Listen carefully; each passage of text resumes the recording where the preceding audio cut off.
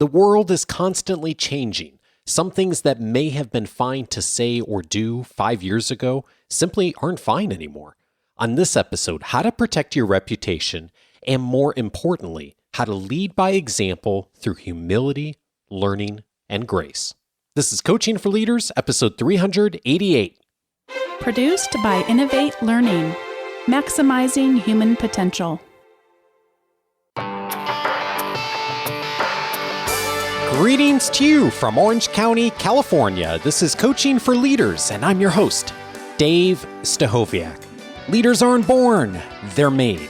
And this weekly show gives you access to the practical wisdom that will empower you to become a better leader.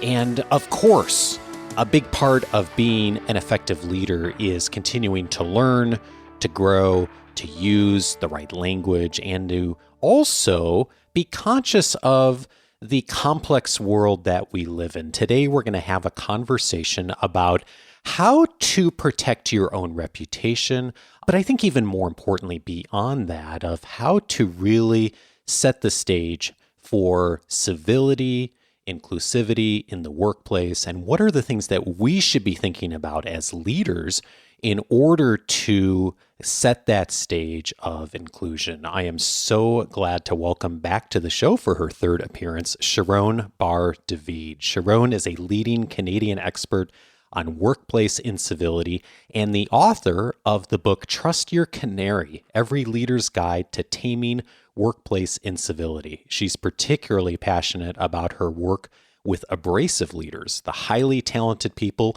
whose interpersonal style sometimes rubs people the wrong way and creates distress in the work environment. Over the last 27 years, Sharone has worked with over 41,000 people through training sessions, consulting, coaching, and keynote speeches. And Sharone's been a great coach to me in some of my language. And every time she's on, she's teaching me something new. Sharone, I'm so glad to welcome you back. Wow, thanks, Dave. Such a thrill to be back, and thank you for that wonderful and generous introduction. My pleasure. I hope this is obvious from the context of our conversation, but I'm really conscious of the fact that our aim here is not to just keep people from getting caught. That's not the aim. The aim is how do we engage in the kinds of behaviors or stop the kinds of behaviors that aren't just going to damage your reputation, but are going to make the workplace uncomfortable. That's why these things have emerged. And so hopefully we can frame that in such a way where we're really thinking about this from a really holistic perspective of how do we create the kind of workplace we want, as I know you've done so brilliantly in your work, Sharone. As we were preparing for this conversation, I shared with you that one of the things that happened to me early on in my career was I think I was 2 or 3 years into my career, and I had just received a major promotion into a new role. And I remember showing up for work one morning, and our region manager was coming in that day. And he came in, we had some conversation, and he pulled me into a room, and he said, "Before you go further, there's something you need to know. You need to stop hugging people." And I was like, what? Like, where did this come from? And it was a very short conversation. I can still remember it, like 20 years. I mean, I sort of feel like the agitation of like even talking about this. And he said, now that you're in this role, he's like, you should have been doing it before, but now that you're in this role, you really need to be conscious of you're doing a lot of hugging people in the workplace, and people are going to potentially read that the wrong way. I don't think anyone had said anything. I think it was probably triggered by the position move. I don't know, maybe someone had said something. But I remember at the time feeling like, oh my gosh, feeling this whole level of guilt about it. But looking back, that was really, really valuable feedback at the time because I had never thought about it. And I think that's going to lead into our conversation, Sharone, of just how often sometimes we just don't think about the things that we do in our daily behaviors that other people may not necessarily interpret the way we intend or don't intend. Exactly. And if what we accomplish today, Dave, is to be for your listeners what your regional director was for you 20 years ago, if we're able to highlight for your listeners the areas that they should think about that are probably places where they're not connecting the dots between the changes in the world around us and what that translates into in their daily actions, how they conduct themselves, and what risks they perceive to their standing, to their reputation, even to holding on to their job. If that's what we accomplished today, to be that regional director, then I will be beyond happy. I'll think we did a really good day's work together. Yeah.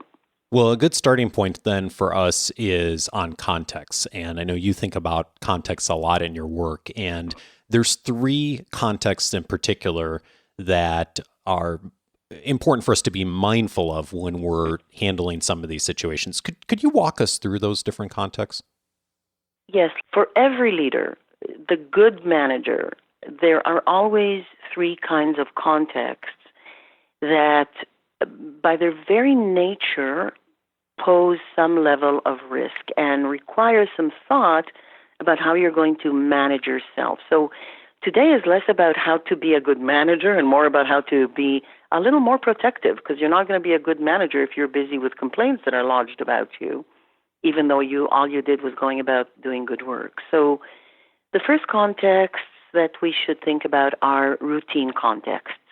This requires us to think about how we say hello in the morning, what are the things that on a daily basis we interact, conduct ourselves with people, manage our responsibilities. So how do we manage ourselves in our routine context? And the strategy here is cultivate.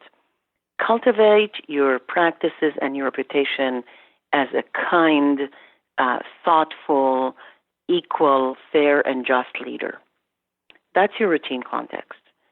The second contexts are sensitive contexts. And these are situations that by their very definition are more sensitive. And this could be the classic that we should talk about that's always been there, is when you have to performance manage an employee. So someone who is not performing as they should, and you are now looking much more closely at what they're doing, you're monitoring more closely. This by definition is a sensitive context because a person is very likely to think that you're ramming into them. They're more likely to lodge a complaint. They might feel that it's because of who they are or because of that race or religion. It could be anything. So that by definition, you're prone to the bullying complaint, the harassment complaint. Another classic sensitive definition is when you are dealing with a union representative, a union steward, who is not doing their job properly or is engaging in other behaviors. And if you're going to start managing that, there's a strong likelihood that it'll become a union management issue. So these are the sensitive contexts, and a lot more in today's world falls under this sensitive context. In sensitive contexts, what you want to do is calculate, be much more careful about what you're doing. You might want to go first to your manager to cover your own back, to say, I'm going to be doing this. You might want to go to human resources and get their perspective. You might want to read the policies more carefully. You have to be much more calculated so that this doesn't end up, while you're doing your managerial leadership job, it doesn't end up being a risk to you. And the last context is problem contexts, where you've already you've created a problem yourself. You said the wrong thing. You did the wrong thing. And here the strategy would be compensate, go and fix it. As I think about these 3 contexts, Sharone, I've absolutely been in all 3 multiple times in my career, and I'm sure most of the people listening are. And if they haven't, certainly you will face a problem context if you haven't already. One of the things that I'm really curious about is in the era of Me Too and so much that has come out in organizations and the media in the last couple of years, what is different today? The world now, we're in the Me Too era. That's one huge change that managers should think about. We are in the area where our understanding of gender is completely transforming from day to day. It's no longer a he-she world. There's now many more expressions of gender. And then it's also the whole area of diversity and cultural diversity and other types of diversities, including disabilities and all of those things.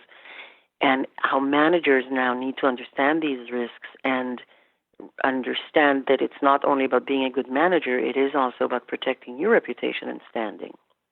A lot of things that used to be routine, that you didn't need to think about, that you just needed to be a good manager and a fair and just and inclusive manager, a lot of things now have moved into the sensitive context realm. Nowadays, people have a lot of sensitivities that they did not have before. Nowadays, more organizations are making it clearer that employees can come forth with complaints, that they welcome those complaints. Here's the complaint procedure. And so more people are prone to complain. And the arena of sensitive context has just become vastly larger. It's crucial that you begin making the linkages between what you're reading in the newspapers and what it means to you in the way you show up in your workplace tomorrow as a leader. There are, of course, the examples out there of really, really bad behavior. We've seen a lot of them in the media. And I think that is a very different kind of conversation. What I have often seen and run into, not only in my own career, but in working with clients over the years, is we do something by habit for whatever reason. Either it's the family group we grew up in, it's the era we grew up in and began our work in, it's the culture, the organization, or a past organization, and we don't even think about it or even have any awareness about it until something happens that we go, oh, and then all of a sudden you start to unravel this story that does not look good. That's right. And the interesting thing is, I think my last 3 clients that came for the sensitivity training, right in the first session, there's some big ahas for them. And the last 3 clients, all of them came in the second session and said, I can't believe it. I'm hearing and seeing everything in the office with these new glasses. I can't believe what's going on in the office.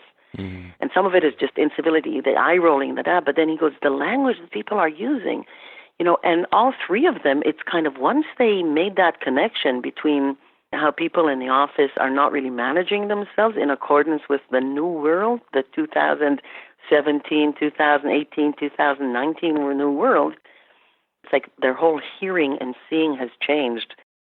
Indeed. And I am curious, I know one of the things that you're very mindful of is what can leaders do proactively, or in the cases, sometimes you're working with people in the problem context of, retroactively, but what can we do proactively to raise our awareness level, but also to hopefully keep ourselves in those routine and sensitive contexts where we don't end up causing problems that we don't need to in the workplace?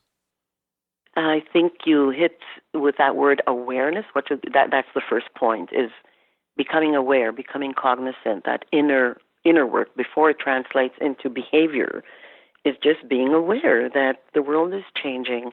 The pendulum is moving at a mind-boggling velocity. It may be moving at some point too far, we'll see. And maybe in some areas it's already moved too far, and that's an area for another conversation. But to a large extent, many of these changes are very desirable. And so if we're to look at strategies, what's a manager to do? So the first strategy, and I think really a really key one, is to demonstrate openly that you are learning, that you're learning the new world, that you are trying to understand this world that is changing, and that you are open to learning. Invite your team to teach you, to comment to you, to call you on things so that you can become more aware and more cognizant and practice more of the behaviors that are of the day, And part of this is to update your vocabulary. Our language is changing, and there's no longer just he or she. There is, at the very minimum, a they. So I used to always, in workshops, for example, when I do workshops on workplace incivility, I would give an example and I'd say, so what if he or she says da-da-da-da-da? Well, now I say, what if he, she, they say da, da, da, da, da. And I make it also, the first time that I do that, I make it very clear to the people in the room that I'm working on my language. I say it, I'm working on my language, and you might hear me sometimes correcting myself because I'm working on it. And I feel that by doing so, I'm making a lot of people in the room comfortable who are on some form of a journey or who have a family member who's on that journey. Mm-hmm. And I'm also being a model, teaching people that we do need to change our language. I'm not telling them to change their language necessarily, but by showing that I am showing that I'm learning. And I sometimes say, this is the language of the day, and I'm trying to catch up. The language is changing. I don't know if a year from now the language will be the same, but I'm learning. And so for a manager, just to show that they are learning and wanting to get feedback so that they are up with the times is hugely important in terms of protecting your reputation as someone who is inclusive, etc. And I'm hearing a distinction in what you're saying, Sharone, between knowledge and behavior. And it's not enough just to be knowledgeable. It's really incumbent on a leader to take the next step to bring that into the behavior in the work that you're doing on daily interactions. Exactly. I'd like to actually give a very concrete example. So I had a client who loves accents, who is a regular Canadian and loves accents, does accents very well, and for years has been, when someone speaks with an accent, they'll speak back to them in that accent. It's done lovingly. It's just done in good humor and actually in a supportive and admiring way. Well, this client now was sent to me for sensitivity training following an incident. And I say to my clients, look, you're here. You really don't have many more strikes. You probably don't even have one more strike with the company. So let's make sure that you never get into trouble again. So we were talking about accents, and my client said, well, I love the accents, and I'm going to have to stop it. I said, right, you will. But what if you did, by chance, imitate someone's accent? Because it may happen. So my client said, well, I learned from you that apologizing is really important, because we had spoken about what goes into a good apology, what are the elements of a good apology. And I said, okay, show me. Well, how would you apologize? So my client's apology sounded something like, I'm really sorry, that was uncalled for. I shouldn't have done that. That could have a negative impact. I'm really sorry. I'll never do it again, and so on. And I said, yes, the thing is, something is really missing out of that apology, because if you just did it like that, you still come off as a racist. That's the bottom. You still come off as the racist. What's missing from that apology? And what was missing from that apology is exactly to your point, Dave, is the piece about where I was coming from is that I love accents, I admire accents, and for years I was imitating accents as a supportive way, but a year ago I stopped doing that completely. I cut that out from my vocabulary of behaviors because I realized it can be taken the wrong way. And oops, today it slipped out. Mm.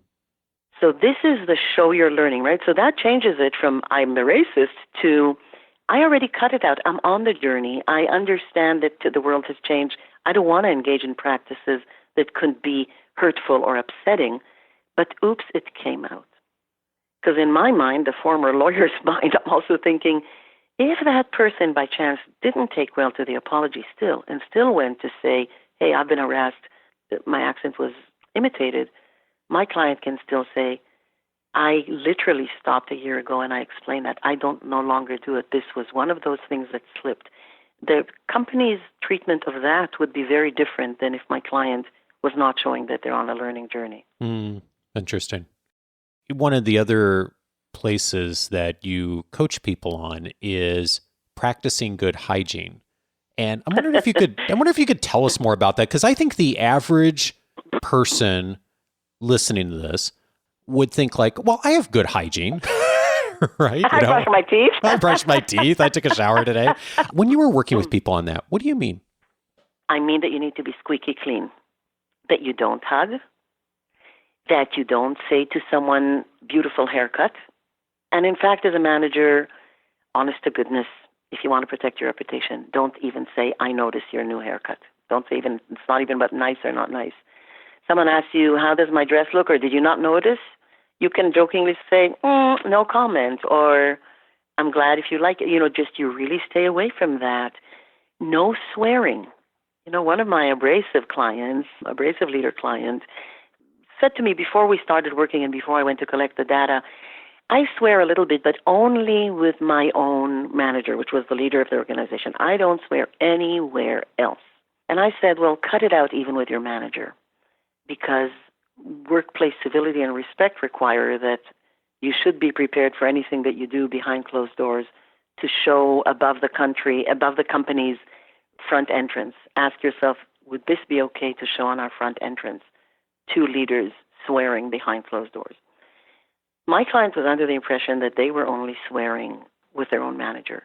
When I went and interviewed people about the weaknesses and strengths of my client's interpersonal style as a way of bringing to my client what's in their blind spot, there were 7 people who said that my client swears. And all these people, most of them were people who reported to my client. Oh, interesting. In a routine context, you should not swear. You should practice good hygiene, not behind closed doors, and not only with this one and not when it's safe. You clean it up. I'm guessing there are people thinking, okay, that's fine in most situations. That makes sense, especially if I don't know someone. But what about with the person that I've been friends with in the workplace for 15 years, and it's just the two of us, and we're just talking? Do I really have to be concerned in that situation? When you get that response, what do you say to people? I have all these little tests from my days when I was doing more harassment work and before I got really more into incivility. I call it the mushroom test, like how mushrooms multiply after the rain. And ask yourself, what if the interaction that I'm thinking about would happen not just in one room, but in many rooms? So I'm sitting just with my friend that I'm 15 years and I'm comfortable. And then in the other room, someone else who knows someone for 15 years is also doing a little bit of that. And then that's also happening in a meeting room as people the two are waiting for a meeting to start and other colleagues to go. How would that look? What kind of organization would I have? What kind of work environment would that be? Would that be a productive work environment? Would that attract the younger generation? And so that's like mushrooms after the rain. If we multiplied that in our mind's eye, what would we be getting? And as a leader, if you have even half a head on your shoulders, you say, that's not a good workplace. So I better stop right now what I'm already doing. We talk a lot about authenticity on the show, as you know, Sharone, and part of what, I'm hearing a lot of that in what you've just said too, of from a broad value of authenticity is I'm showing up in every situation in the workplace, regardless of who's in the room, regardless of the context. I'm showing up in a way that's authentic and is the way I'd want to be perceived. And I'm hearing that consistency of authenticity as a part of this as well. You're pointing to the nice and positive side of the use of the word authenticity. I can't tell you the number of times that I hear about authenticity used differently. A lot of managers find that employees who have a disagreeable way of conducting themselves in the workplace or who are chronically uncivil, and they say, well, I want to be my authentic self. I have the right to be my authentic self. No, you don't. You bring to the workplace the authentic parts of yourself that are agreeable, collegial, respectful, civil, and friendly. That's the parts of your authentic being that you can and should practice in the workplace. The other parts of your authentic self, anything from swearing to burping to whatever, that's not for the workplace. And in the same way for leaders, if a leader says, well, I want to be authentic. When I'm really upset or frustrated, I want to do that juicy swear word because that's the authentic me. And I say, no, I don't think that's a good idea. And it's not only not a good thing for a leader, it's not the right thing, it's not a value-based thing. I also say, beware. It could get you into trouble. Why would you want to do something that, if not today, in a year could get you into trouble? Why? Cut it out. It's better on all fronts. Yeah, indeed. Another area that you encourage people to think about is understanding your location. Tell me more about that. Some time ago, one of the people I worked with said they were about a year into their first leadership position, and they said, the thing that was the most surprising to me when I became a leader was how closely everything I did was watched and scrutinized. Mm. And that's very profound, because you can't just do things, and maybe that's where your regional manager came from when he was saying to you at the time, as an employee, it was fine to be touchy like that. But now you're a manager, it's a different viewpoint that people have on you.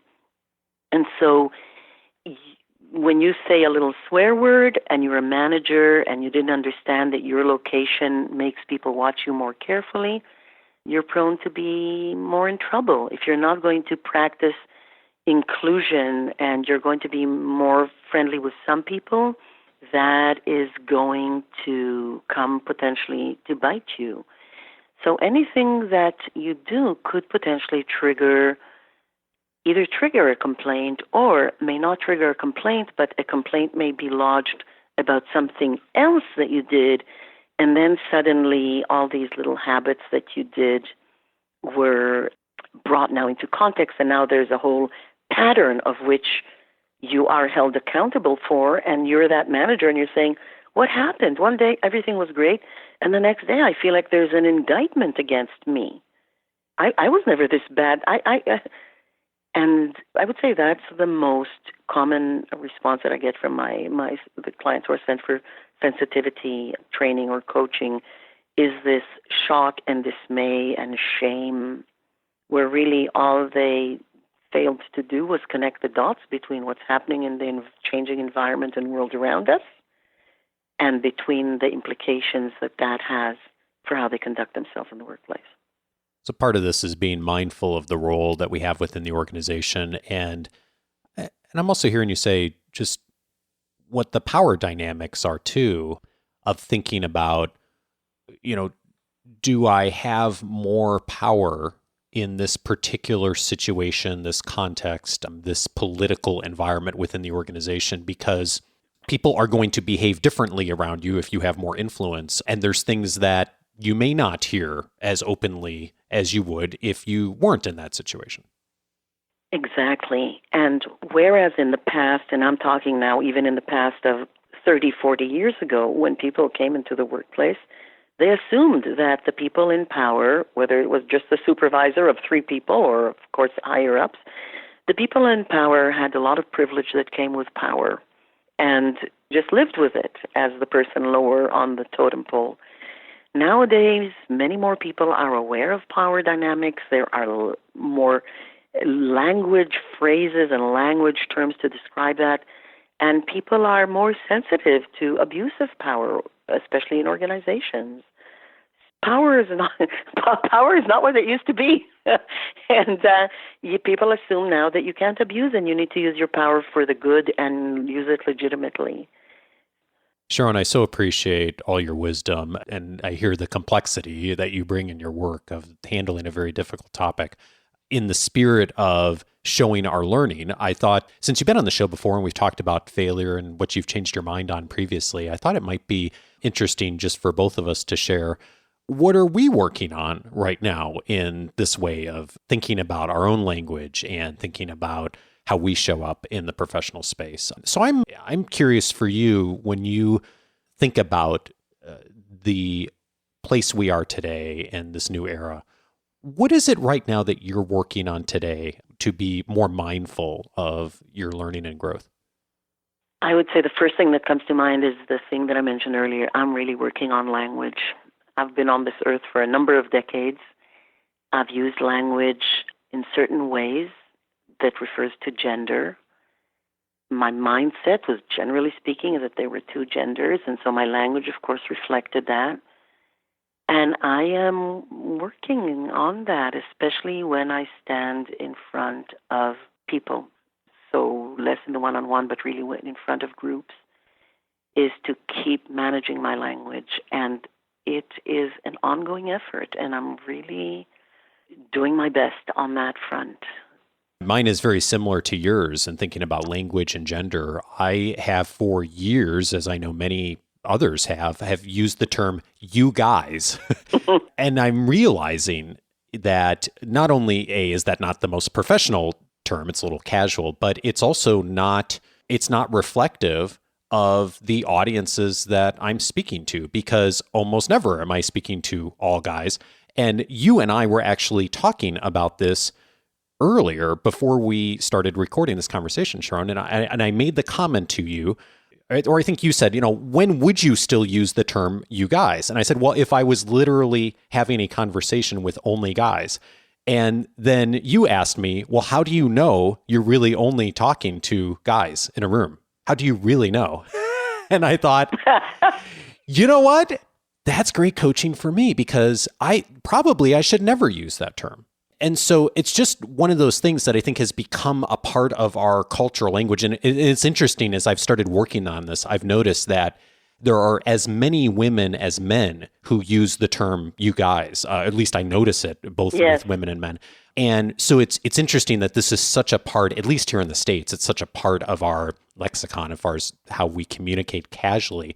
But I am realizing that that is a term that is not reflective of inclusivity. And so I'm working on that, and I still catch myself doing it often. And those of you who I interact with live, especially our Academy members, please call me on it when you hear me doing that, because that's something that I'm working on in my language, and realizing that what we broadly thought of as maybe perfectly acceptable language in years past is no longer acceptable language, and probably shouldn't have ever been acceptable language, but just, we didn't think about it.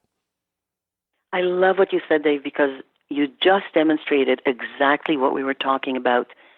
You showed your learning, you showed that you are learning, and you invited people to give you honest feedback.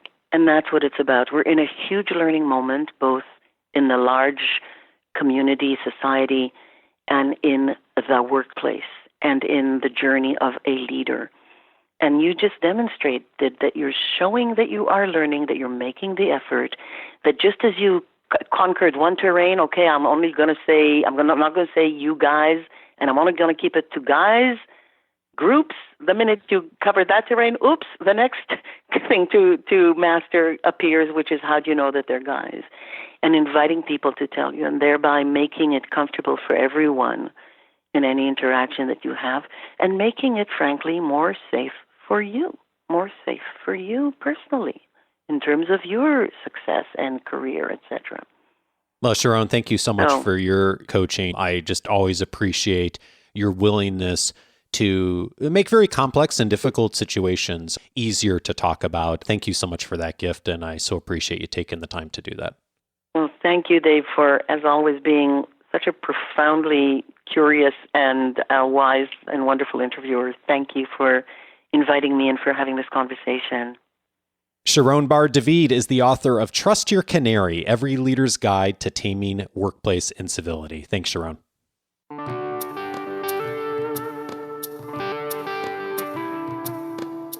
Several past episodes will be helpful to you if you found today's conversation useful. One of them is episode 210, How to Tame Workplace Incivility. Sharone was my guest on that episode as well.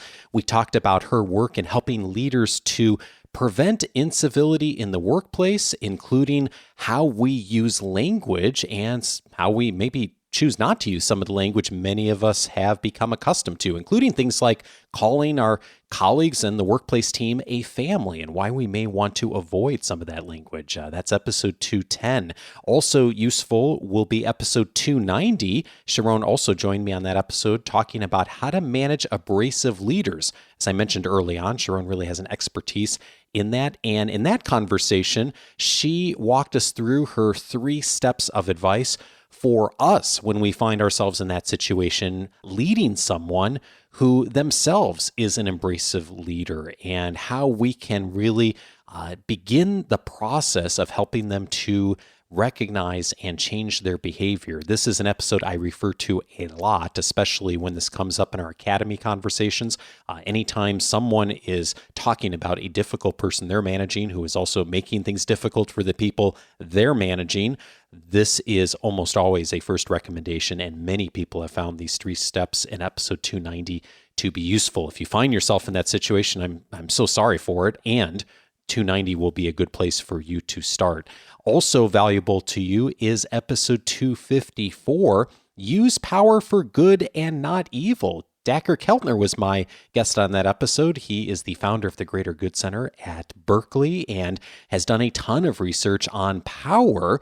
And one of the sad and unfortunate conclusions of that research and many of the other research that's been done on power dynamics in organizations is that the more power and influence that we get, the less empathetic we are. That's the bad news. The good news is if you recognize that, there's a lot you can do to prevent having less empathy in the organization. Episode 254 is a good starting point for you and also a great complement to today's conversation.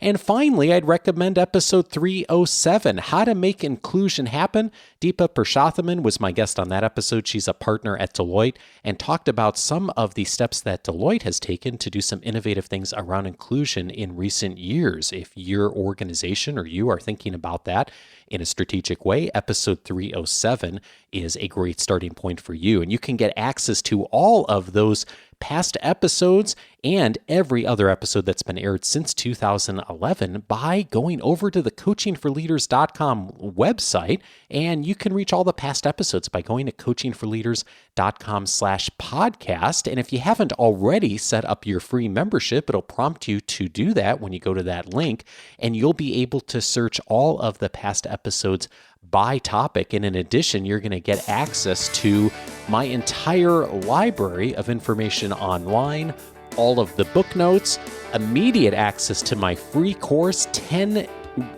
ways, if I can talk, 10 ways to empower the people you lead. It's a 10-day audio course. If you'll give me 10 minutes a day for 10 days, it'll help you to get the most immediate, practical actions to become a better leader. Coachingforleaders.com is where to go for that. Set up your free membership. You'll also get access to the weekly leadership guides that come every Wednesday. And next week, I am glad to welcome back Bonnie to the show for our monthly Q&A show. If you've got a question you'd like us to consider, go over to coachingforleaders.com/feedback. Get it in to be considered for next episode. Have a wonderful week and see you for our next conversation next Monday. Take care.